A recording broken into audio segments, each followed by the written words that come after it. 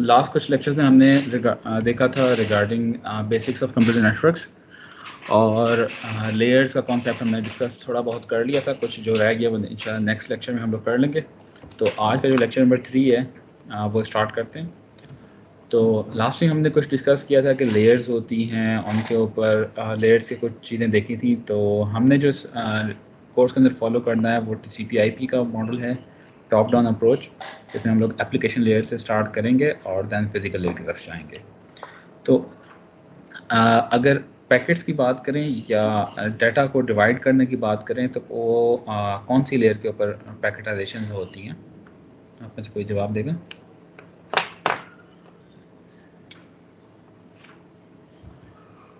Sir question repeat कर दे sir. हमने last section में कुछ डिस्कस किया था कि हर लेयर के ऊपर कोई ना कोई फंक्शनलिटी अचीव की जाती है ना। तो पैकेटाइजेशन जो है, पैकेट्स बनाना या पैकेट्स क्रिएट करना, वो कौन सी लेयर के ऊपर होता है?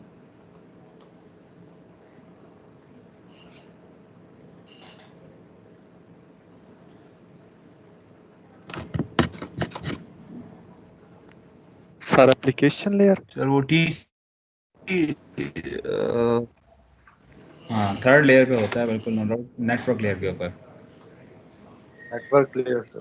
हाँ, अच्छा, अगर हम लोग बात करें नेटवर्क लेयर की तो उसमें सबसे पहला काम ये करता है कि जो भी अपकमिंग, मतलब अगर सेंडिंग एंटिटी की बात करें, अगर सेंड कर रहा है पैकेट तो ऊपर वाली लेयर से उसको जो भी कुछ रिसीव होगा in the form of segments receive होगा तो उसको वो पैकेटाइजेशन कर देता है, उनके छोटे छोटे चंक्स बना देता है जो कि इक्वल साइज़ के होते हैं। तब उनको पैकेट नंबर असाइन करता है और उस पर अपना हेडर वगैरह लगा के तो वो सेंड करता है। उसकी एक एनिमेशन भी हमने लास्ट सेक्शन में देखी थी। अच्छा, तो पैकेट्स की अगर बात करें तो पैकेट क्यों किए जाते हैं? ताकि आपके पास अगर कोई डाटा लॉस हो जाए या कोई पैकेट लॉस हो जाए तो सिर्फ वो पैकेट ही दोबारा से सेंड हो। अच्छा, तो हमारे पास एक स्विचिंग की टेक्निक की अगर बात करें तो हमारे पास दो तरह स्विचिंग की जा सकती है, या कनेक्शन स्टैब्लिश किया जा सकता है, या जो डाटा अगर सेंडिंग की बात करें तो हमारे पास दो तरीके से डाटा सेंड हो सकता है, या सर्किट स्विचिंग के थ्रू या पैकेट स्विचिंग के थ्रू। तो पहला जो मैकेनिज़्म है वो पैकेट स्विचिंग का है। पहले पैकेट स्विचिंग में क्या होता है कि हम लोग पैकेटाइजेशन करते हैं या पैकेट्स बनाते हैं, और पैकेट जब बनाते हैं तो हर पैकेट का जो है वो कोई साइज़ होता है, जो कि आप देख सकते हो कि वो कोई बिट्स के अंदर साइज़ होता है हर पैकेट का। अच्छा, यहाँ पे हम लोग जो अज्यूम करेंगे वो ये अज्यूम करते हैं कि हर पैकेट का जो है वो इक्वल साइज़ होता है। वैसे रियल लाइफ की अगर बात करें तो पैकेट का साइज़ वेरी कर सकता है, मगर यहाँ पे हम लोग अपनी सिंप्लिसिटी के लिए जो अज्यूम कर रहे हैं वो ये है कि हर पैकेट का साइज़ जो है वो इक्वल होगा। अच्छा, देन जो हमारा फिज़िकल मीडियम है जो कि वायर या वायरलेस हो सकता है, तो उसका एक ट्रांसमिशन रेट या उसका एक डेटा रेट होता है, तो वो यूजुअली बिट्स पर सेकंड के अंदर होता है।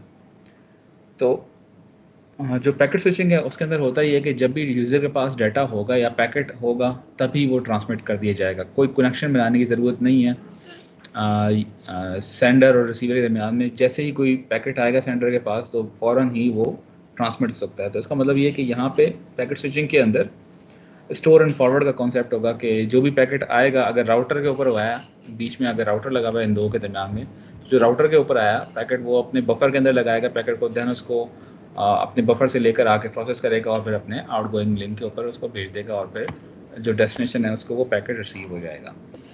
तो इसका मतलब ये है कि एक टाइम उसको लग रहा है पैकेट को रिसीव होने में, जो कि हम लोग कह सकते हैं कि जितने नंबर ऑफ़ बिट्स हैं उसको डिवाइड कर दें, जो पैकेट का साइज़ है उसको डिवाइड कर दें अगर डेटा रेट से, तो आपके पास एक ट्रांसमिशन टाइम निकल आता है कि कितना टाइम लगा है उसको सेंड होने में, और देन वापस का अगर रिप्लाई आएगा तो वो 2 टाइम्स हो जाएगा। तो जो हमारे पास पैकेट स्विचिंग है उसके अंदर अगर डिले की बात करें, कितना जो डिले है बेसिकली वो आपके पास टाइम होता है कि कितना टाइम लगा है सोर्स से लेकर डेस्टिनेशन तक। तो अभी हम लोग आगे देखेंगे डिले की टाइप्स क्या होती हैं। तो पैकेट स्विचिंग के अंदर जो है वो हमारे पास डिले जो है वो हर पैकेट के ऊपर आता है, और हर पैकेट जो होता है वो डिफरेंटली तौर पे ट्रीट हो सकता है। पैकेट स्विचिंग की बात करें तो इधर चूँकि हमारे पास पैकेट्स हम लोग क्रिएट करते हैं और हर पैकेट जो है वो डिफरेंट रूट ले सकता है। ऐसे कैसे हो सकता है कि अज्यूम करते हैं ये वाली एग्जांपल जिसमें आपके पास 5 पीसीज हैं, तो इनके दरमियान में आपने कम्युनिकेशन करनी है यूजिंग पैकेट स्विचिंग। तो अगर ए के पास कुछ डाटा है, तो जैसे आप देख सकते हैं बी के पास भी कुछ पैकेट्स हैं, मगर ए का जो डाटा है वो ज़्यादा है, तो इस सूरत में क्या होगा पैकेट स्विचिंग के अंदर कि ए का जो डाटा होगा और बी का जो डाटा होगा वो फॉरवर्ड किया जाएगा, और देन वो अगर इस राउटर के पास से होता हुआ चला गया और ये वाला राउटर का लिंक अगर अवेलेबल हुआ इस दौरान, तो ये वाले पैकेट्स होंगे सारे वो इस लिंक से होते हुए सी को रिसीव हो जाएंगे।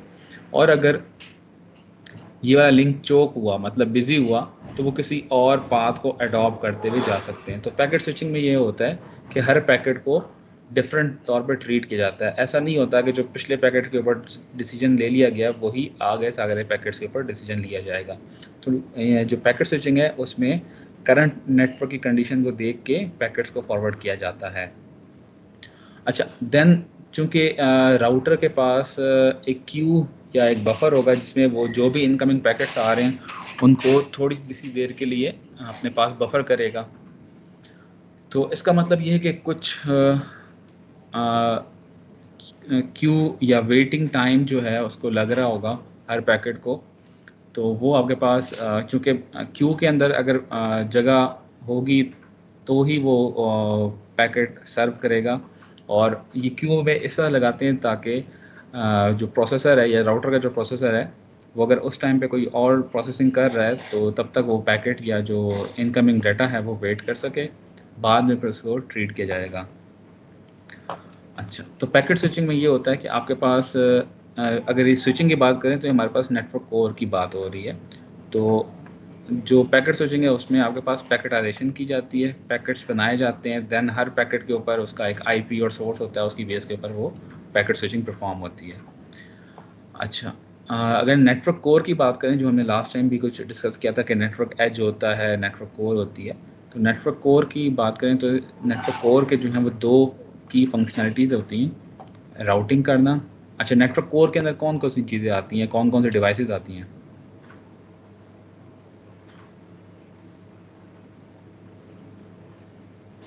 हाँ जी, नेटवर्क कोर में कौन कौन सी डिवाइसेस आती हैं? सर उसमें राउटर्स आ जाती है सर, और ठीक है, एक्सेस नेटवर्क्स जो कि ठीक हो गया। राउटर आ सकता है हमारा, स्विच आ सकता है, एक्सेस नेटवर्क की कुछ चीज़ें आ सकती हैं, ठीक है।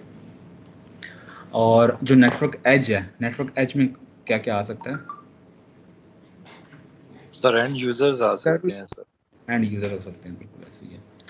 तो जो नेटवर्क कोर है बेसिकली उधर राउटर्स आपके पास होंगे या कोर की कोई डिवाइसेस होंगी जिन्होंने क्या करना होगा कि जो भी इनकमिंग पैकेट आ रहा है फ्रॉम द एंड सिस्टम्स या फ्रॉम द नेटवर्क एज, उसको प्रोसेस करते हुए अपने डेस्टिनेशन तक उसको पहुंचाना है।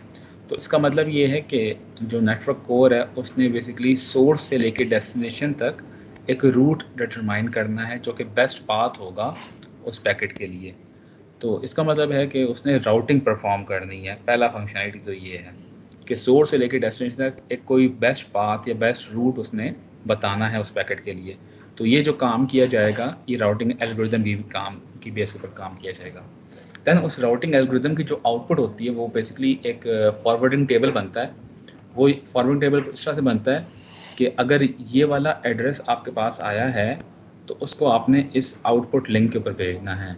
अगर ये आपके पास आईपी एड्रेस आया है तो उसको आपने इस वाले फॉरवर्डिंग लिंक के ऊपर भेजना है। तो ये जो चीज़ हमारे पास बनती है ये हमारे पास फॉरवर्डिंग टेबल बनाता है, सॉरी फॉरवर्ड टेबल बनता है। और ये जो फॉरवर्डिंग टेबल होता है ये राउटिंग एल्गोरिदम की आउटपुट की बेस के ऊपर बनता है। तो दो मेजर फंक्शनलिटीज़ हैं। पहला फंक्शनलिटी तो ये कि उसने रूट डिटरमाइन करना है नेटवर्क कोर के डिवाइस ने। देन उसके बाद फिर उसने एक फॉरवर्डिंग टेबल बनाना है जो जिसकी बेस के ऊपर वो पैकेट्स को फॉरवर्ड करेगा। तो ये दो मेन फंक्शनलिटी होंगे किसी भी कोर की। अच्छा, दूसरी हमारे पास जो स्विचिंग या कनेक्शन बनाने की जो टेक्निक है वो हमारे पास सर्किट स्विचिंग है। इसमें क्या होता है कि चूँकि हमने पैकेट स्विचिंग में ये देखा है कि हम लोग कोई कनेक्शन नहीं बना रहे सोर्स और डेस्टिनेशन के दरम्यान में। तो सर्किट स्विचिंग में ये होता है कि इसमें आपके पास सोर्स और डेस्टिनेशन के दरम्यान में पहले एक सर्किट कह लें या कनेक्शन इस्टेब्लिश किया जाता है। इसकी एग्जांपल अगर बात करें तो इसकी एग्जांपल जो है वो जैसे आप लोग कॉल्स करते हैं मोबाइल फ़ोन के ऊपर या जीएसएम पे आप कॉल करते हैं या लैंडलाइन टेलीफोन पे आप कॉल करते हैं, तो उसमें क्या होता है कि पहले आप नंबर डायल करते हैं उस बंदे का, देन उस बंदे से आपका एक कनेक्शन बन जाता है, देन जो ही कनेक्शन बनता है तो फिर वो आप उससे कम्युनिकेशन कर सकते हैं। तो इस तरह का जो आपके पास कम्युनिकेशन होती है वो सर्किट स्विचिंग के थ्रू होती है, कि जिसमें आपके पास डेटा ट्रांसफ़र करने से पहले उन दो यूज़र्स के दरमियान में कनेक्शन बनेगा। तो इसका मतलब ये है कि जो सोर्स और डेस्टिनेशन है इन दोनों के दरमियान में रिसोर्सेज को हम लोग रिज़र्व कर देते हैं, या जो पाथ है ये रिज़र्व कर दिया गया। जैसे आप ये देख सकते हैं ग्रीन कलर से कि सोर्स और डेस्टिनेशन के दरमियान में ये वाला पाथ या ये वाला सर्किट जो है वो रिज़र्व कर दिया गया है, और जब तक ये कॉल ख़त्म नहीं होगी तब तक ये सर्किट या जो पाथ है तब तक ख़त्म नहीं किया जाएगा। बेशक बातें ना करें, चुप होकर बैठे रहें, तब भी इनके दरमियान में जो ये पाथ होगा डिस्कनेक्ट नहीं होगा। अनटिल कोई एक बंदा अपना रिसीवर रख देता है तो फिर वो पाथ डिस्कनेक्ट हो जाएगा। तो जो सर्किट स्विचिंग है इसमें होता ये है कि आपके पास जितनी भी रिसोर्सेज, चूँकि रिसोर्सेज की बात करें तो हमारे पास नेटवर्क में बैंडविड्थ या जो डाटा रेट है वो हमारे पास रिसोर्स है। तो इसका मतलब ये है कि इन दोनों यूज़र्स के दरमियान में सर्किट स्विचिंग अगर यूज़र की बेस के ऊपर कनेक्शन बनाया गया तो इनके दरमियान में जो बैंडविड्थ है या जो डाटा रेट है वो रिजर्व कर दिया जाता है जब तक कनेक्शन डिस्कनेक्ट नहीं आता। सर जी सर ये पाथ पोर्ट की शक्ल में होता है या किस तरह होता है? किसकी शक्ल में? सर पोर्ट की शक्ल में होता है, मतलब एक खास पोर्ट इनके लिए असाइन कर दी जाती है या किस तरह? बिल्कुल ऐसी है, बिल्कुल ऐसी है। पोर्ट आप कह दें या उसको हम लोग सर्किट कहते हैं, कि वो पोर्ट या वो सर्किट जो है वो रिजर्व कर दी जाता है। ओके सर, ठीक है। बेशक वो दोनों यूज़र कोई चीज़ शेयर ना कर रहे हो, कोई डाटा ना शेयर कर रहे हो, मगर फिर भी जब तक कोई एक बंदा कॉल डिस्कनेक्ट नहीं करता या कनेक्शन डिस्कनेक्ट नहीं करता तब तक वो पाथ कनेक्टेड रहता है। ठीक है। अच्छा, अगर इन दोनों का कंपैरिजन करें सर्किट स्विचिंग का, सर्किट स्विचिंग के अंदर बात करें, क्योंकि हमने यहाँ पे रिसोर्सेज को रिजर्व करना है जिसमें हमारे पास बैंडविड्थ है या क्या कह सकते हैं हमारे पास फ्रिक्वेंसी होती है। अगर उसकी बात करें तो हमारे पास सर्किट स्विचिंग जो है वो दो तरह से इम्प्लीमेंट की जा सकती है। एक हमारे पास फ्रिक्वेंसी डिवीजन मल्टीप्लेक्सिंग के थ्रू और एक टाइम डिवीजन मल्टीप्लेक्सिंग के थ्रू।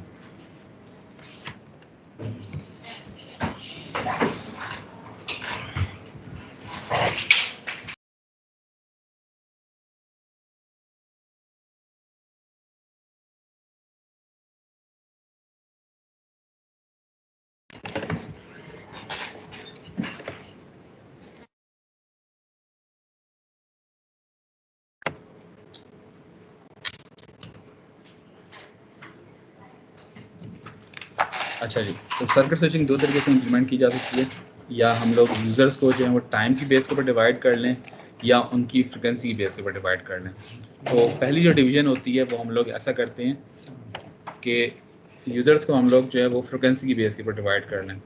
1 मिनट दें मुझे।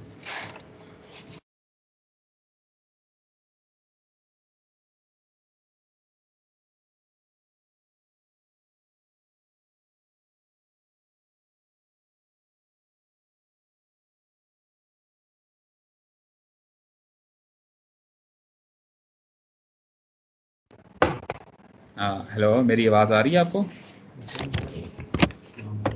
यस सर, आ रही है। सर आ रही है। ओके।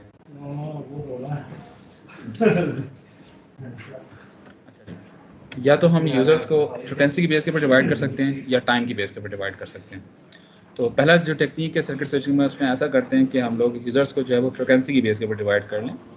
फ्रिक्वेंसी का मतलब ये होगा कि जो आपका पास फ्रिक्वेंसी स्पेक्ट्रम है उसमें हम लोग अगर आपके पास बैंडविड्थ है सपोज 10 मेगाहर्ट्ज़ की, तो आपके पास 10 यूज़र्स हैं तो आप 1 मेगाहर्ट्ज़ जो है वो हर यूज़र को दे देंगे फ्रिक्वेंसी। तो इसका मतलब ये है कि 0 से लेकर 1 मेगाहर्ट्ज़ की फ्रिक्वेंसी जो होगी वो यूज़र 1 को मिलेगी, इस तरह 1 to 2 जो है मेगाहर्ट्ज़ की फ्रिक्वेंसी होगी वो यूज़र 2 को मिलेगी, इस तरह सो ऑन। तो फ्रिक्वेंसी डिवीजन मल्टीप्लेक्सिंग में ये किया जा सकता है कि आप जो ये फ्रिक्वेंसी बैंड है इसको आप डिवाइड कर लें इन चार, अगर 4 यूज़र्स हैं तो इन 4 इक्वल फ्रिक्वेंसी स्लॉट्स के अंदर, कुछ इस तरह से। ठीक है, तो अगर इस तरह की कोई डिवीजन है तो आपके पास वो फ्रिक्वेंसी डिवीजन मल्टीप्लेक्सिंग कहलाती है। अच्छा, इसके बजाय एक और तरीका है कि हम लोग टाइम के अंदर डिवाइड कर लें। टाइम के अंदर डिवाइड का मतलब ये है कि अब यूज़र्स की फ्रिक्वेंसी सेम होगी मगर यूज़र्स को हम लोग जो डिवाइड करेंगे वो टाइम की बेस के ऊपर डिवाइड करेंगे। हम ये कह देंगे कि 0 से लेके 1 सेकंड तक का जो टाइम है वो यूज़र 1 के लिए है और इस तरह सो ऑन। तो हम लोग टाइम स्लॉट्स के अंदर अगर डिवाइड कर लेंगे इस फ्रिक्वेंसी बैंड को, तो हमारे पास वो टाइम डिवीजन मल्टीप्लेक्सिंग लाएगी। तो सर्किट स्विचिंग को हम लोग दो तरीके से इंप्लीमेंट कर सकते हैं। इसको इंप्लीमेंट क्यों करना है दो तरीक़ों से, क्योंकि हमने मल्टीपल यूज़र्स को अकोमोडेट करना है नेटवर्क के अंदर। इस तरह से हम लोग दो तरीक़ों से सर्किट स्विचिंग को इंप्लीमेंट कर सकते हैं। अगर इन दोनों को कंपेयर करें, पैकेट स्विचिंग और सर्किट स्विचिंग को, तो जो सर्किट स्विचिंग है उसमें क्या इशू आता है कि आपके पास जो रिसोर्सेज हैं वो हम लोग डेडिकेट कर देते हैं, और यूज़र्स जो हैं वो अगर उनके पास डाटा नहीं भी है तो भी उनकी जो कॉल है वो डिस्कनेक्ट नहीं होती। ऐसा ही है ना? Yes sir. ठीक है। तो जबकि पैकेट स्विचिंग में क्या था, पैकेट स्विचिंग में हम लोग अगर यूज़र के पास डाटा है तो ही वो भेजा जाएगा। ठीक है। तो इसका मतलब ये है कि जो पैकेट स्विचिंग है उसमें ज़्यादा यूज़र्स को हम लोग एकोमोडेट कर सकते हैं as compare to circuit switching के। ठीक है। तो अगर अज्यूम करें कि हमारे पास एक लिंक है जिसका डाटा रेट है 1 मेगाबिट पर सेकंड, जैसे यहाँ पे एग्जांपल में आपको दिखाई दे रहा है, ये 1 मेगाबिट पर सेकंड का हमारे पास लिंक है, और हम लोग अभी कंपेयर करके देखते हैं कि पैकेट स्विचिंग बेहतर है या सर्किट स्विचिंग। तो इधर ये है कि जब यूज़र एक्टिव होंगे तो उनको 100 किलोबिट पर सेकंड चाहिए। ठीक है, डाटा रेट, और जो एक्टिव यूज़र हैं वो 10% ऑफ टाइम अपना एक्टिव रहते हैं। तो अब हम अगर सर्किट स्विचिंग करें तो सर्किट स्विचिंग में तो ये होगा कि आपके पास ये जो 1 मेगाबिट पर सेकंड है इसको डिवाइड कर देंगे 100 किलोबिट पर सेकंड से, तो उतने नंबर ऑफ यूज़र्स आप एकोमोडेट कर सकते हैं। तो आपके पास 10 यूज़र्स आ गए सर्किट स्विचिंग, क्योंकि सर्किट स्विचिंग में तो इक्वल शेयरिंग होगी, और जब तक वो रिसोर्स रिजर्व रहती है तब तक वो जब तक वो कॉल चलती रहती है तब तक वो रिसोर्स रिजर्व रहेगी। तो सर्किट स्विचिंग में तो आपके पास मैक्सिमम जो आ सकते हैं वो 10 यूज़र्स आ सकते हैं। जबकि अगर पैकेट स्विचिंग की बात करें तो पैकेट स्विचिंग में तो हमने ये कहा है कि जब उसके पास डाटा होगा, इसका मतलब है कि वो 10% टाइम उसका एक्टिव है। तो अगर कैलकुलेशन की जाए तो पैकेट स्विचिंग में अराउंड 35 यूज़र्स अगर आ जाएं तो क्या प्रोबेबिलिटी होगी कि अगर 10 यूज़र सेम टाइम पे होंगे तो वो लेस देन 4% आपके पास प्रोबेबिलिटी होगी कि यूज़र जो हैं वो एक्टिव होंगे। तो इसका मतलब ये है कि पैकेट स्विचिंग में अराउंड 3.5 टाइम्स ज़्यादा यूज़र्स एकोमोडेट हो रहे हैं। अच्छा, पहला सवाल तो ये है कि क्या वाकई में पैकेट स्विचिंग बिल्कुल ज़बरदस्त किस्म का कोई ऐसी टेक्निक है जो कि सर्किट स्विचिंग को हरा सकती है? तो ऐसा नहीं है कि पैकेट स्विचिंग ही सबसे आइडियल है। नो डाउट पैकेट स्विचिंग जो है वो उसमें कोई कॉल सेटअप या इस तरह की चीज़ें नहीं होती, तो सिंपलर है और इसमें रिसोर्स को शेयर किया जाता है। मगर जो पैकेट स्विचिंग है वो बर्स्टी डाटा के लिए बहुत अच्छा है। बर्स्टी डाटा ये होता है कि जब डाटा अवेलेबल है तो एकदम से सारा भेज दिया जाए, और अगर आपके पास कंटिन्यूस डाटा है तो उस सूरत की केस के अंदर आपके पास सर्किट स्विचिंग बेहतर होता है। या अगर आपके पास कंजेशन बहुत ज़्यादा आ जाएगी, क्योंकि पैकेट स्विचिंग में तो यह है कि जब यूज़र के पास डाटा है तो सारा का सारा भेज दिया जाएगा, तो उस सूरत में कोई एक यूज़र जो है वो नेटवर्क को चोक कर सकता है या कंजेशन आ सकती है। तो उस केस के अंदर जो डिले और लॉस है वो पैकेट स्विचिंग के अंदर बहुत ज़्यादा है। तो अगर आपने रिलायबली तौर पर डेटा ट्रांसफ़र करना है दो यूज़र के दरमियान में, उनको चाहिए गारंटीड ट्रांसमिशन चाहिए, तो उस वक्त में आपको फिर सर्किट स्विचिंग की तरफ जाना पड़ता है। तो सर्किट स्विचिंग के जैसा बिहेवियर कैसे प्रोवाइड किया जा सके रियल टाइम कम्युनिकेशन के लिए, तो अभी भी इस तरह की कुछ प्रॉब्लम्स हैं नेटवर्क के अंदर जो एग्जिस्ट करती हैं कि आपके पास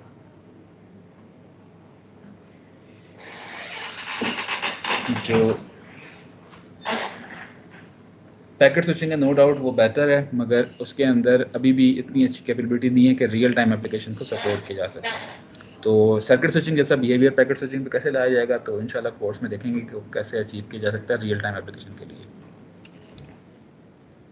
अब अगर बात करें आज के लेक्चर के ऊपर थोड़ा सा आएँ, तो ये आज हमने जो डिस्कस करना है वो है लॉस क्या होता है, पैकेट कैसे लॉस होते हैं, डिले क्या होता है, तो ये चीज़ें हमने आज डिस्कस करनी है। अच्छा जी, कोई वैसे बता सकता है कि पैकेट लॉस क्या होता है या पैकेट डिले क्या होता है?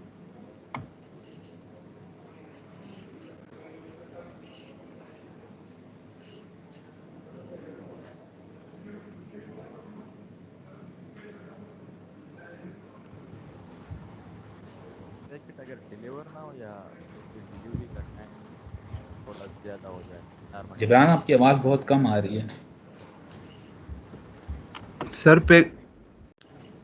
पैकेट लॉस सर के मतलब नेटवर्क में कोई इंटरप्शन आ जाए और उसकी वजह से डेस्टिनेशन पे ना चला जाए। ठीक हो गया। और डिले क्या होता है? ये क्या हो सकता है आपके? इसमें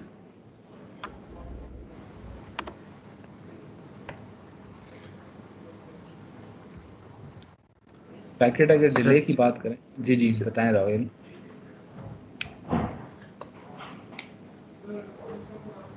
सर अगर नेटवर्क स्लो हो तो उसकी वजह से आवाज डिले आ हो रही है सकती सर? है। जी आवाज़ आ रही है। हाँ ठीक है, काफ़ी हद तक ये बात आपने सही की है।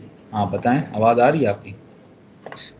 सर पैकेट डिले में सर ये भी हो सकता है कि किसी वजह से जो है ना आपका जो पैकेट है वो डेस्टिनेशन पे लेट पहुंच जाए।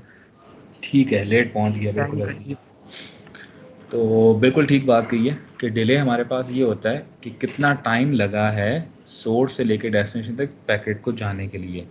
जितना टाइम ये कम होगा उसका मतलब है कि पैकेट उतनी जल्दी जा रहा है। ठीक है, अगर ये टाइम ज़्यादा होगा तो इसका मतलब है कि पैकेट काफ़ी देर में जा रहा है। तो डिले जितना ज़्यादा होगा उतना यूज़र के लिए आइडियल नहीं है, क्योंकि उसका मतलब है कि उसके जो पैकेट हैं वो काफ़ी देर बाद पहुंच रहे हैं ना। ऐसे ही है। Yes sir. ठीक है, तो हमारी कोशिश क्या होती है कि पैकेट का जो डिले है या जो डिले टाइम है वो कम से कम हो। ठीक है। अच्छा, अगर हम लोग बात करें कि पैकेट लॉस क्या होता है, पैकेट लॉस ये होता है कि आप जो सेंडर है उसने पैकेट को भेज दिया मगर रिसीवर ने पैकेट रिसीव नहीं कर सका। क्यों रिसीव नहीं हो सका? कि पैकेट लॉस हो गया होगा। कहाँ पे लॉस हो सकता है? कि जो राउटर बीच में आ जाए, चूँकि पैकेट ने राउटर के थ्रू होके जाना है, तो जो राउटर है उसके पास क्यू फुल हो गई हो या जो उसने बफर लगाई हुई हो वो फुल हो गई हो, तो उस सूरत में वो मज़ीद पैकेट को एक्सेप्ट नहीं करेगा। तो जो भी इनकमिंग पैकेट्स होंगे उनको वो रिजेक्ट कर रहा होगा। तो उस सूरत में क्या होगा कि पैकेट लॉस हो जाएंगे। या अगर ऐसा हो कि नेटवर्क में जो लिंक की कैपेसिटी होती है, ये जो फिज़िकल लिंक की कैपेसिटी है, अगर उससे ज़्यादा आपके पास पैकेट्स आप सेंड करोगे तो जो फिज़िकल लिंक है वो भी नहीं कैरी कर सकेगा, ये काफ़ी टाइम लगाएगा। तो उस सूरत में भी आपके पास पैकेट लॉस या डिले टाइम जो है वो बहुत ज़्यादा हो सकता है।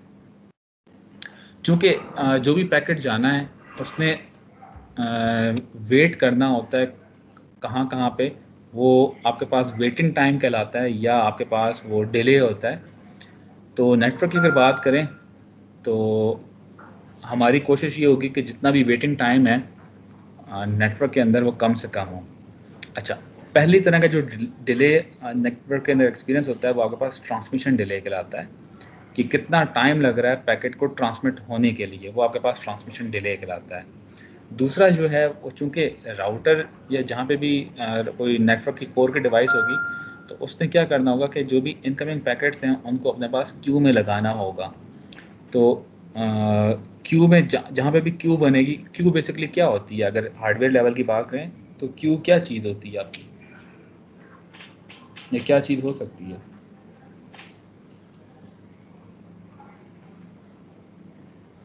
क्यों सर, ये टेम्पररी स्टोरेज होती है सर जो उनको दी जाती है पैकेट्स जो आते हैं। ठीक हो गया, इसको हम लोग ऐसे कह सकते हैं कि हमारे पास टेम्पररी मेमोरी या बफर होता है कोई। ठीक है, तो ये क्यों लगाया जाता है? ताकि आपके पास जो पैकेट्स हैं उनको एक तरतीब वाइज प्रोसेस किया जा सके। ठीक है, तो क्यूइंग डिले ये होता है कि कितना टाइम लग रहा है उस पैकेट को क्यू से निकल के आने में, तो ये भी आपके पास क्यूइंग डिले लगता है। अच्छा, थर्ड टाइप जो है वो आपके पास उस सूरत में होगा, ये जो वाइट स्लॉट्स आपको नज़र आ रही हैं ये वो स्लॉट्स हैं उस बफर की जो कि अभी खाली हैं। ठीक है, इस सूरत में जो है वो 3 पैकेट्स को मज़ीद को एक्सेप्ट कर सकता है। अच्छा, तो अगर हम लोग बात करें तो हमारे पास 4 तरह के डिलेज़ हैं। एक आपके पास क्यूइंग डिले है, एक आपके पास ट्रांसमिशन डिले है, थर्ड वन प्रोपगेशन डिले है और फोर्थ वन आपके पास नोडल प्रोसेसिंग डिले है। जो नोडल प्रोसेसिंग डिले है वो तो डिपेंड करेगा आपके नोड की प्रोसेसिंग पावर के ऊपर। कि वो बेसिकली क्या कुछ प्रोसेसिंग के अंदर चेक कर रहा होगा। वो चेक कर रहा होगा कि जो पैकेट रिसीव हुआ है ये इसमें कोई एरर तो नहीं है। देन उसने और ये जो पैकेट आया है इसको जो फॉरवर्डिंग टेबल बेसिकली बनाया था जिसकी बेस के ऊपर उसने फॉरवर्ड करना है पैकेट को, तो वो किस लिंक पे उसने फॉरवर्ड करना है, या उस फॉरवर्डिंग टेबल को कंपेयर कर रहा होगा कि इसमें जो इनकमिंग एड्रेस है उसको कंपेयर कर रहा होगा अपने फॉरवर्डिंग टेबल के एड्रेसेस के साथ, फिर उसको डिटरमाइन करेगा। तो जो नोडल प्रोसेसिंग डिले है उसमें बेसिकली वो किस तरह से आता है कि वो चेक कर रहा होता है कि जो पैकेट रिसीव हुआ है उसमें कोई एरर तो नहीं है, देन इसको मैंने किधर भेजना है, किस आउटगोइंग लिंक के ऊपर भेजना है। तो ये यूजुअली इन दो वजह से नोडल प्रोसेसिंग डिले आ सकता है। ये बेसिकली आपके प्रोसेसर के ऊपर डिपेंड करता है, जितना आपके पास अच्छा प्रोसेसर होगा उतना ये जो नोडल प्रोसेसिंग डिले है उतना वो कम होगा। अच्छा, देन आपके पास क्यूइंग डिले होता है। क्यूइंग डिले ये होता है कि आपके पास कितना टाइम लग रहा है उस पैकेट को क्यू से निकल के प्रोसेस होने के लिए, वो आपके पास क्यूइंग डिले होता है। और ये डिपेंड करता है नेटवर्क में या राउटर के ऊपर कंजेशन कितनी ज़्यादा है या कितने उसके क्यू का साइज़ है और उसके पास पैकेट्स कितने आ गए, उसके पास फ्री स्पेस कितनी है। तो अगर तो आपके पास जो राउटर की क्यू है वो बहुत छोटी होगी या क्यू का साइज़ अगर बहुत छोटा होगा तो उस सूरत में क्या होगा कि क्यू जल्दी फुल हो जाएगी और पैकेट लॉस हो सकते हैं। ऐसे ही है ना? Yes sir. Yes sir. कि अगर आपके पास राउटर की क्यू आपने बहुत छोटी रख ली तो उस सूरत में क्या होगा कि क्यू जल्दी फुल हो जाएगी और पैकेट्स फिर आपके पास लॉस हो जाएंगे। अच्छा, दूसरा केस ये हो सकता है कि आप क्यू की लेंथ जो है वो बहुत बड़ी रख लें, तो उस केस में क्या होगा कि आपके पास जो भी पैकेट आएगा वो पहले क्यू में लगेगा, देन उसके बाद फिर वो प्रोसेस होगा। तो इसका मतलब है कि आप क्यू की लेंथ को ना तो बहुत ज़्यादा बड़ा रख सकते ना क्यू की लेंथ को बहुत छोटा रख सकते। तो एक ऑप्टिमल लेवल पे आपने क्यू की लेंथ को सेट करना होता है। अच्छा सर ये थर्ड टाइप पैकेट साइज पे नहीं बनती? पैकेट साइज पे नहीं बनती क्योंकि आप यूजुअली ये डिटरमाइन की जाती है कि उसने कौन से लिंक से कनेक्ट है, फाइबर पे कनेक्ट है या कोएक्सियल केबल पे कनेक्ट है। तो ये उस तरह फिजिकल मीडियम की बेस के ऊपर डिटरमाइन की जाती है कि क्यू की लेंथ कितनी रखनी है आपने। अच्छा, देन थर्ड टाइप ऑफ जो डिले है वो आपके पास ट्रांसमिशन डिले होता है। ट्रांसमिशन डिले ये होता है, वो अभी आगे देख भी लेते हैं स्लाइड्स के अंदर। ट्रांसमिशन डिले ये होता है कि आपके पास चूँकि हमने पैकेट्स बना लिए होते हैं तो हर पैकेट का कोई एक फिक्स साइज़ होता है। देन हमारे पास दूसरा ये होता है कि इस जो लिंक होता है इसकी बैंडविड्थ या डेटा रेट होता है, तो कितना टाइम लगता है उसको इस पैकेट को ट्रांसमिट होने के लिए, वो आपके पास ट्रांसमिशन डिले कहलाता है। वो डिटरमाइन किया जाता है number of bits in a packet divide by जो लिंक की बैंडविड्थ है उससे। ये इसका फार्मूला है। अच्छा, फोर्थ या लास्ट टाइप ऑफ जो डिले है वो है प्रोपगेशन डिले। प्रोपगेशन डिले ये होता है कि सोर्स से लेकर डेस्टिनेशन तक जो फिजिकल लिंक है उसकी लेंथ कितनी है और उस फिजिकल मीडियम की स्पीड कितनी है, तो उससे आपके पास प्रोपगेशन डिले निकलता है। लेंथ जो होती है फिजिकल मीडियम की यूजुअली ये मीटर्स या किलोमीटर्स के अंदर होती है, तो उसको हम लोग कन्वर्ट करते हैं मीटर्स के अंदर। और जो प्रोपगेशन स्पीड होती है किसी मीडियम की वो यूजुअली उसकी क्वालिटी के ऊपर डिपेंड करती है। अगर फाइबर ऑप्टिक्स केबल होगी तो उसमें जो प्रोपगेशन स्पीड होती है वो equal to speed of light होती है। बाकी मीडियम्स जो हैं उसके अंदर यूजुअली 2 × 10⁸ मीटर पर सेकंड के अंदर ये स्पीड होती है। तो ये 4 तरह के डिलेज होते हैं जिनसे मिल के हमारे पास नेटवर्क में ओवरऑल डिले बन सकता है। अच्छा, ये जो प्रोपगेशन डिले है और ट्रांसमिशन डिले दो अलग अलग चीज़ें हैं, क्योंकि प्रोपगेशन डिले तो आपको ये बताता है कि आपकी फिजिकल लेंथ की फिजिकल मीडियम की लेंथ कितनी है और प्रोपगेशन स्पीड कितनी है, वो उन पर डिपेंड करता है। जबकि ट्रांसमिशन डिले जो है वो पैकेट साइज़ और बैंडविड्थ के ऊपर डिपेंड करता है। इस सारी डिस्कशन को अगर हम लोग देखें एक एग्जांपल के थ्रू, तो कुछ अगर आप में से जो लोग यूजुअली ट्रैवल करते हैं मोटरवेज़ के ऊपर, तो वो क्या होता है कि आपके पास इस तरह देख सकते हैं कि आपके पास जो गाड़ियाँ या जो कार्स होती हैं उनकी एक प्रोपगेशन स्पीड होती है, यूजुअली किलोमीटर पर आवर के अंदर होती है। तो अगर हम लोग अज्यूम करें कि आपके पास जो गाड़ियाँ हैं वो 100 किलोमीटर पर आवर की स्पीड पे जा रही हैं, तो ये आपके पास प्रोपगेशन स्पीड कहलाती है। ठीक है, और जैसे ही वो टोल प्लाजा पहुंचती हैं तो हर टूल प्लाजा पे कुछ ना कुछ उनको टाइम लगता है कि वो टिकट लेते हैं या पैसे देते हैं, तो उस पर कुछ टाइम लगता है एक्सचेंज होने के लिए। देन वो फिर टूल से निकल के आते हैं। जो हम लोग यहाँ पे अभी एग्जांपल में अज्यूम करते हैं कि हर जो टूल है या जो टूल बूथ होता है उसको अराउंड 12 सेकंड लगते हैं उस सर्विस करने के लिए कार को। तो इसका मतलब ये ट्रांसमिशन टाइम आ गया, ये जो चीज़ आ गई आपके पास ट्रांसमिशन टाइम आ जाता है। अच्छा, जो हमारे पास कार्स हैं वो बेसिकली हम लोग नेटवर्क की अगर बात करें तो ये हम लोग बिट्स ले सकते हैं, और जो कार से मिलके जो अगर 10 कार्स एक साथ जा रही हैं तो एक कारवान बनता है, तो ये हमारे पास पैकेट बन सकता है। अच्छा, कितना टाइम, अब हमारा एक क्वेश्चन ये है कि इस टूल से लेके ये सपोज ये लाहौर है, लाहौर से लेके ये गुजरांवाला है, इनके दरमियान में जो डिस्टेंस है वो 100 किलोमीटर है। हमारे पास प्रोपगेशन स्पीड आ गई वो 100 किलोमीटर पर आवर है, और फिर एक और टूल बूथ है, ठीक है, और गुजरांवाला से सपोज कहीं सरगोदा है, तो ये आपके पास टोटल लेंथ आ गई।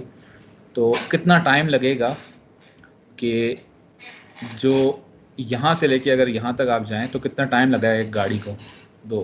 100 किलोमीटर ये आपके पास प्रोपगेशन डिस्टेंस है, और जो प्रोपगेशन की स्पीड है 100 किलोमीटर पर आवर है। तो मतलब है कि आपको यहाँ पे 1 आवर लगेगा, तो इसका मतलब है जो आपके पास प्रोपगेशन डिले हो गया इस लिंक के ऊपर वो 1 आवर हो गया, और इधर भी 1 आवर लगेगा आपके पास, तो 2 घंटे तो आपके यहाँ पे आ गए। देन आपके पास बीच में कुछ टूल बूथ के ऊपर भी टाइम लग रहा है, तो वो सारा देखते हैं। तो 10 कार्स हैं, तो हर टूल बूथ के ऊपर अराउंड 120 सेकंड लगेंगे। तो 120 सेकंड का मतलब ये है कि हर गाड़ी को 2 मिनट लग रहे हैं, सॉरी ओवरऑल कारवान को 2 मिनट लग रहे हैं सर्विस होने के लिए। तो यहाँ से लेके यहाँ तक जाने के लिए इस कारवान को कितना टाइम लग रहा है? वो 1 आवर प्लस 2 मिनट्स। तो इसका मतलब ये है कि 62 मिनट्स लगेंगे आपको टोटल एक टूल बूथ से लेके दूसरे टूल बूथ तक जाने के लिए, और ओवरऑल कितने लगेंगे? वो 124 मिनट लगेंगे, मतलब 2 घंटे और 4 मिनट लगेंगे इस पूरे कारवान को अपने डेस्टिनेशन तक पहुँचने के लिए।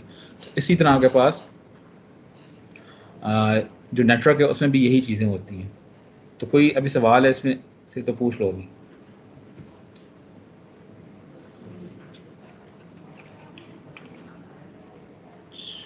सर ये आपने जो ये कैलकुलेशन का बताया सर, ये अगर दोबारा बता दें सर इसके बारे में। देखो हमारे पास फार्मूला ये था, जो ये जो 2 तरह के डिले है ना, नोडल प्रोसेसिंग डिले और क्यूइंग डिले, ये तो आपका टोटली डिपेंड करेगा।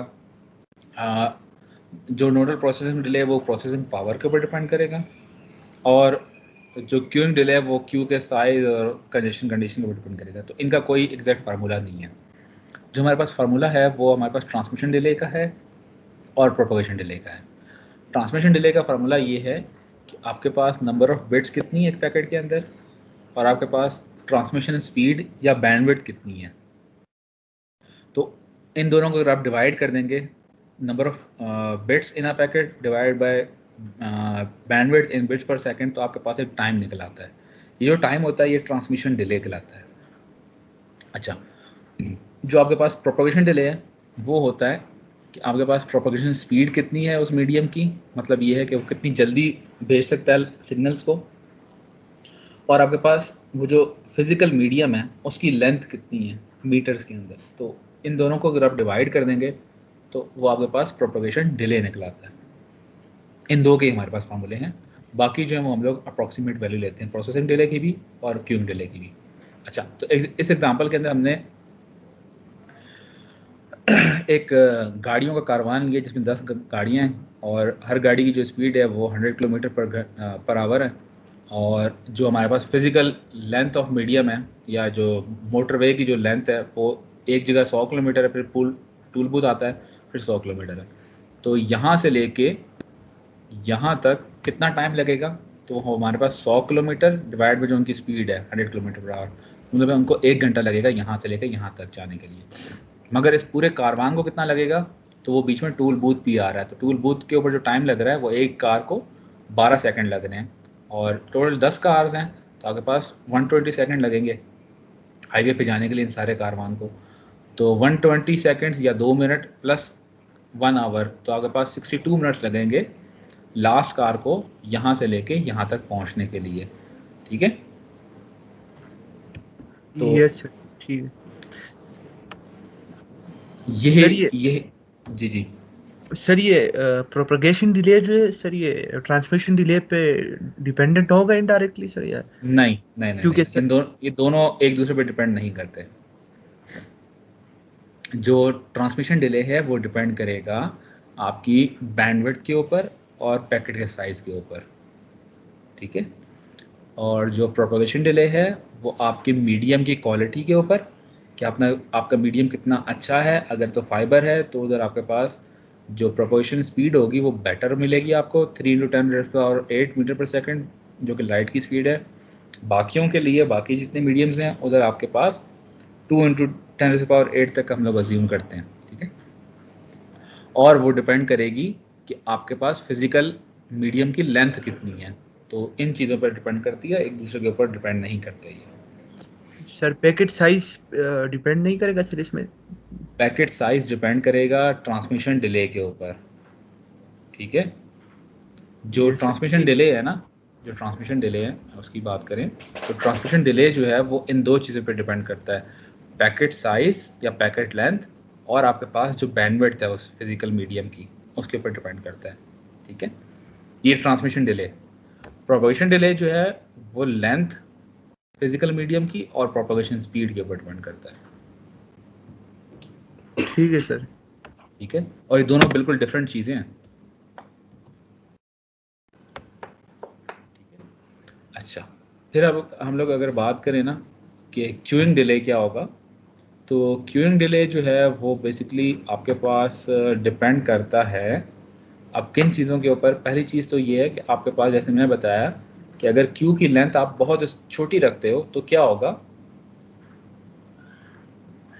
अगर क्यू की लेंथ आपने बहुत छोटी रखी है तो उस केस के अंदर क्या होगा सर उसमें लॉस होगा, पैकेट लॉस। पैकेट लॉस हो सकते हैं। क्यों पैकेट लॉस होंगे? क्योंकि जो भी थोड़े से अगर पैकेट्स आए तो क्यू जो है फ़ौरन फुल हो जाएगी। तो जब क्यू फ़ौरन फुल हो जाएगी तो इसका मतलब आप मज़ीद पैकेट्स को प्रोसेस नहीं कर सकते। तो इसका मतलब है जो राउटर होगा या जो भी डिवाइस है जिसने प्रोसेस करना है वो पैकेट्स को रिजेक्ट करेगा।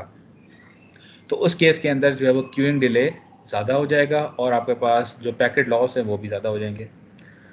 अगर दूसरे एंड पे देखें, अगर क्यू की लेंथ आप बहुत बड़ी रखते हैं तो उस केस के अंदर क्या होगा कि जो भी पैकेट आ रहे होंगे, बेशक प्रोसेसर अवेलेबल है, उनको फिर भी क्यू के अंदर लगाया जाएगा, फिर उसके बाद क्यू से निकाला जाएगा और फिर प्रोसेस होंगे। तो उस केस के अंदर भी आपके पास क्यू जो है वो क्यूइंग डिले जो है वो ज़्यादा हो जाएगा। नो डाउट पैकेट लॉस नहीं होगा, मगर क्यूइंग डिले ज़्यादा हो जाएगी, क्योंकि हर पैकेट जो है वो क्यू के अंदर वेट करेगा, देन फिर क्यू से निकल के फिर प्रोसेसर के पास जाएगा। अच्छा, तो हम लोग अज्यूम ये करते हैं कि हम लोगों ने किसी एक ऑप्टिमल लेवल के ऊपर क्यू की लेंथ फिक्स कर ली।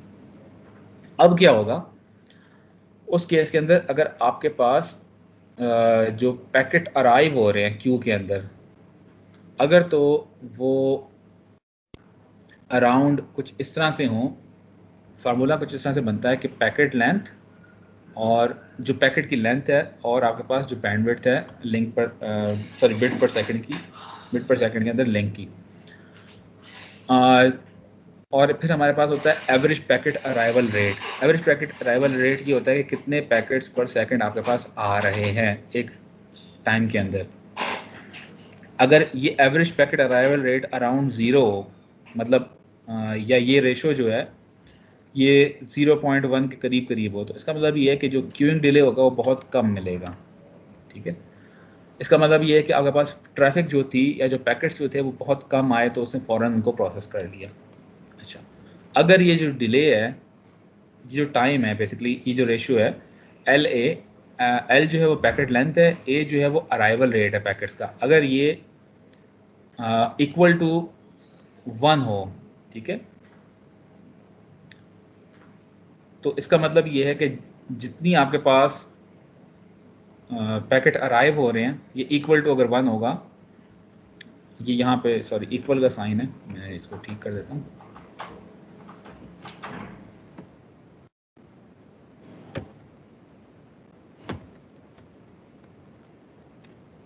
अगर ये इक्वल टू 1 हो, इसका मतलब है कि जितना पैकेट आ रहे हैं वो उतनी जल्दी प्रोसेस हो रहे हैं, मगर इस सूरत के अंदर ये आपको ये बता रहा है रेशो के जो अराइविंग रेट है वो नो डाउट इंक्रीज़ हो रहा है और जो प्रोसेसिंग टाइम है वो अभी भी कम है, तो उस सूरत में जो क्यूइंग डिले है वो इंक्रीज़ करने लग जाएगा। क्यों? अगर तो ज़ीरो के करीब करीब है तो इसका मतलब ये है कि पैकेट्स को फ़ौरन प्रोसेस कर रहा है। अगर ये इक्वल टू 1 है, इसका मतलब ये है कि आपके पास जितने पैकेट अराइव हो रहे हैं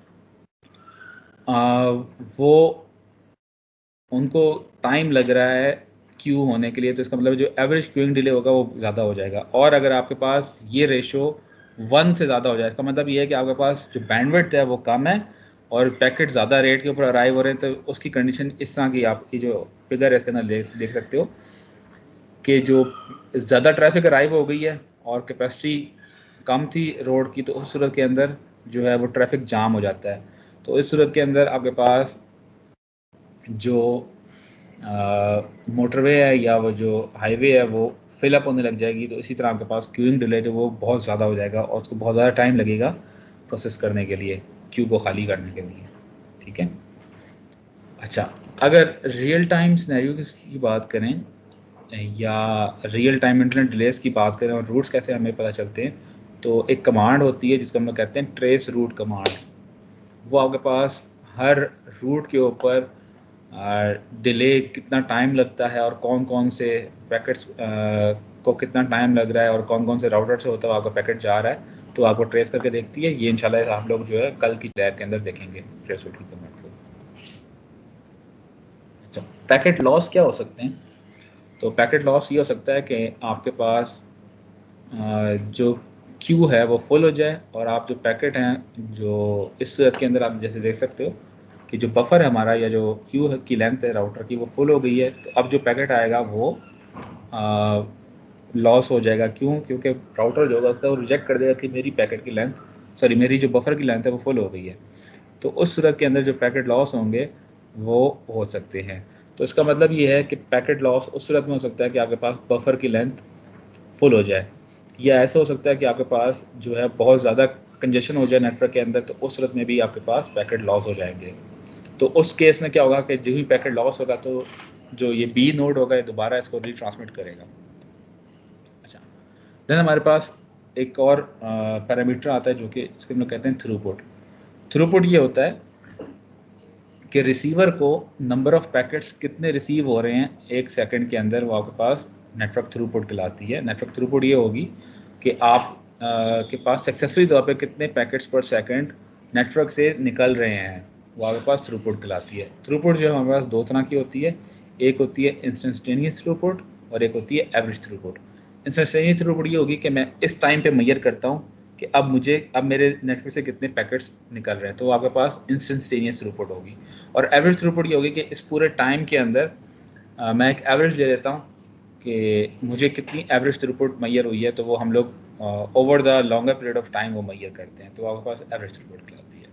थ्रूपुट बेसिकली ये होती है कि नंबर ऑफ बिट्स सक्सेसफुली तौर पर कितने रिसीव हो गए रिसीवर के पास एक सेकंड के अंदर। तो जितनी थ्रूपुट ज़्यादा होगी उतना बेहतर हमारे पास वो मीडियम होगा या उतना बेटर नेटवर्क होगा। अच्छा, थ्रूपुट की अगर बात करें तो थ्रूपुट जो होती है वो यूजुअली आपके पास हर कनेक्शन के ऊपर बनती है। तो इस केस के अंदर आपके पास 10 कनेक्शंस हैं और 10 कनेक्शन जो हैं वो आपस में फेयरली तौर पर शेयर कर रहे हैं एक नेटवर्क को। तो इस केस के अंदर जो थ्रूपुट मिलेगी वो हर किसी को शेयर्ड थ्रूपुट मिलेगी। ठीक है। अच्छा, फिर हमने इस कोड के अंदर कुछ और चीज़ें एंड में देखनी है नेटवर्क सिक्योरिटी के एस्पेक्ट से, जिसमें हम लोग ये देखेंगे कि हाँ, हम लोग नेटवर्क को कैसे सिक्योर कर सकते हैं। क्यों? क्योंकि नेटवर्क के अंदर कुछ इंट्रूडर्स या बैड गाइज होते हैं जो कि आपके पास नेटवर्क को अटैक करके उसकी रिसोर्सेज को हैक कर सकते हैं, या जो नेटवर्क के अंदर जो क्लाइंट्स होते हैं उनके क्रेडेंशियल्स को हैक कर सकते हैं, उनको यूटिलाइज कर सकते हैं। तो हम लोग नेटवर्क का आर्किटेक्चर कैसे बनाएंगे कि इस तरह के अटैक से हम लोग बचा जा सके। तो ओरिजिनली तौर पे जो जब भी इंटरनेट बनाया गया था तो उसके अंदर सिक्योरिटी का कोई एस्पेक्ट नहीं रखा गया था जब भी इंटरनेट बनाया गया था। बाद में जैसे जैसे इंटरनेट के अंदर एवोल्यूशन आती रही तो उसी तरह फिर हम लोग सिक्योरिटी के एस्पेक्ट को देखते रहे और फिर हमने नेटवर्क को काफ़ी सिक्योर बनाने की कोशिश की है। जो सिक्योरिटी है वो हर लेयर के ऊपर अचीव करने की कोशिश की जाती है। अच्छा, फिर अगर हम लोग बात करें ये जो हैकर्स या अटैकर्स जो होते हैं वो किस तरह अटैक कर सकते हैं नेटवर्क के अंदर, तो हमारे पास कॉमनली जो यूज़ तरीके होते हैं उनमें मालवेयर्स होते हैं। इसमें यूजली आपके पास वायरसेस होते हैं जो कि क्या करते हैं, अपने आप को सेल्फ रेप्लिकेट करते हैं, कोई एग्जीक्यूटेबल ऑब्जेक्ट बना लेते हैं। ईमेल के अंदर पहले अटैच कर लिया जाता था। समझ आ रही है आप लोगों को? यस सर आ रही यस सर। कोई सवाल है तो भी पूछ लो। है सर। ओके, 2-3 मिनट ही रह गए क्लास में। सर ये पीछे आपने थ्रू जी जी, आउट का आपने बताया, उसका थोड़ा एक बार फिर बता। किसका? थ्रूपुट। थ्रूपुट। थ्रूपुट में ये होता है कि हम लोग नंबर ऑफ पैकेट्स कितने आपके नेटवर्क से सक्सेसफुल तौर पे निकल रहे हैं एक सेकंड के अंदर, वो आपके पास थ्रूपुट लाती है। और थ्रूपुट जितनी बेहतर होगी, जितनी ज़्यादा होगी, उतना हमारे पास नेटवर्क अच्छा होगा। और इस केस के अंदर आप ये देख सकते हो कि एक लिंक को 8-10 क्लाइंट शेयर कर रहे हैं, तो इस केस के अंदर जो थ्रूपुट मिलेगी वो ऑलमोस्ट शेयर्ड थ्रूपुट मिलेगी, क्योंकि उस लिंक को काफ़ी यूज़र्स आपस में शेयर कर रहे हैं। अच्छा, तो वायरसेस की अगर बात करें तो ओके, तो वायरसेस यूजली इस तरह की चीज़ होते हैं कि आपके पास सेल्फ रेप्लिकेट करते हैं, आपको कोई एग्जीक्यूटिव फाइल होती हैं, ठीक है। वॉर्म्स की अगर बात करें तो वो सेल्फ रेप्लिकेटिंग इन्फेक्शंस होते हैं जो कि पैसिव तौर पर रिसीव किए जाते हैं और देन वो अपने आप को खुद बैकग्राउंड के अंदर एग्जीक्यूट कर रहे होते हैं। तो वॉर्म्स इस तरह के होते हैं। देन स्पाईवेयर मालवेयर्स होते हैं जो कि की स्ट्रोक्स या उनको मॉनिटर करते हैं, यूजली पासवर्ड्स वगैरह देने के लिए। देन इसी तरह वो आपको बताते हैं वेबसाइट विजिट कौन कौन सी हुई हैं। तो इसके अलावा हमारे पास बॉटनेट्स भी बन सकते हैं जो कि डिस्ट्रीब्यूटेड डॉस अटैक्स लॉन्च कर सकते हैं। देन इसके अलावा हमारे पास जो इंट्रूडर्स होते हैं वो यूजली आपके पास डॉस अटैक्स या डिनायल ऑफ सर्विस अटैक कर सकते हैं रिसोर्सेज को ऑक्यूपाई करने के लिए बोगस ट्रैफिक के थ्रू। वो कैसे कर सकते हैं कि आपके पास एक टारगेट सर्वर हो, पहले तो आप सिलेक्ट करें कोई एक टारगेट, और इन सारे जो होस्ट हैं उनके अंदर आप ब्रेक करके अपना कोई बॉटनेट इंस्टॉल कर लें या वायरस इंस्टॉल कर लें। देन फिर क्या करेंगे, थर्ड स्टेप के अंदर ये जो आपका टारगेट सर्वर है उसके ऊपर सारे एकदम से पैकेट्स भेजेंगे। तो उस केस में क्या होगा, वो जो टारगेट सर्वर है वो डाउन हो जाएगा और फिर आप उसकी पैकेट्स को उसकी रिसोर्सेज को यूटिलाइज कर सकते हैं। ये डिनाइल ऑफ सर्विस अटैक होता है। इसके अलावा जो बैड गाइज हो सकते हैं वो, या जो इंट्रूडर्स हैं, वो हमारे पास पैकेट्स को स्निफ कर सकते हैं। चूँकि हमारे पास जो वायरलेस मीडियम है या जो इथरनेट जो यूजली शेयर किया जाता है वो हमारे पास ब्रॉडकास्ट होता है, तो उसमें जो भी पैकेट आप सेंड करते हैं वो आसानी से कोई भी इंट्रूडर जो है वो रिसीव कर सकता है या स्निफ कर सकता है। तो उस केस के अंदर क्या होगा कि जो पैकेट्स होंगे वो स्निफ किए जा रहे होंगे। यूजली जो स्निफिंग के लिए टूल यूज़ किया जाता है वो वायर शार्क है, जो इस कोर्स के अंदर हम लोग देखेंगे पैकेट स्निफर। उसके अंदर क्या होता है कि हम लोग पैकेट स्निफ कर लेते हैं किसी सोर्स ए बी के दरमियान में बैठ के, तो स्निफिंग की जा सकती है या आईपी स्पूफ कर सकते हैं। फॉल्स सोर्स एड्रेस लगा के जो है बैड गाइज वो या जो इंट्रूडर्स हैं वो अपना आईपी को स्पूफ कर सकते हैं। इसके अलावा भी बहुत सी चीज़ें होंगी जो इस कोर्स के अंदर हम लोग देखेंगे सिक्योरिटी के एस्पेक्ट से, वो आखिरी 1-2 लेक्चर्स के अंदर। तो ये तो आज का हमारा लेक्चर। कोई सवाल है तो भी आप पूछ सकते हो।